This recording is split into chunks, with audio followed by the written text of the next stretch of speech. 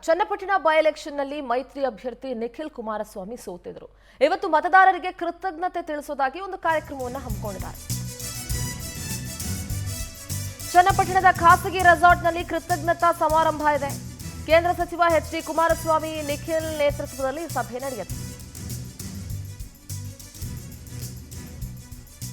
ಮತದಾರರು, ಕಾರ್ಯಕರ್ತರು, ಮುಖಂಡರಿಗೆ ಕೃತಜ್ಞತೆಯನ್ನ ಸಲ್ಲಿಸಲಿದ್ದಾರೆ.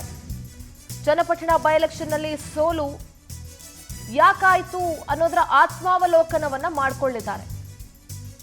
ಕ್ಷೇತ್ರದ ಮತದಾರರು, ಕಾರ್ಯಕರ್ತರಿಗೆ ಧೈರ್ಯ ತುಂಬುವಂತ ಪ್ರಯತ್ನ ಇದು. ಸೋತ್ರು ನಿಮ್ಮ ಜೊತೆ ಇರ್ತೀವಿ ಅಂತ ದಳಪತಿಗಳು ಸಂದೇಶವನ್ನ ತಿಳಿಸೋದಕ್ಕೆ ಸಿದ್ಧವಾಗಿದ್ದಾರೆ.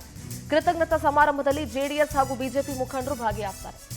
ಯಾಕೆ ಸೋತ್ವಿ, ಏನಾಯ್ತು, ಎಲ್ಲಿ ತಪ್ಪಾಯ್ತು ಅನ್ನುವಂತಹ ಆತ್ಮಾವಲೋಕನಕ್ಕೆ ಈಗ ಕುಮಾರಸ್ವಾಮಿ ಹಾಗೆ ಅವರ ಪುತ್ರ ನಿಖಿಲ್ ಕುಮಾರಸ್ವಾಮಿ ಮುಂದಾಗ್ತಾ ಇದ್ದಾರೆ.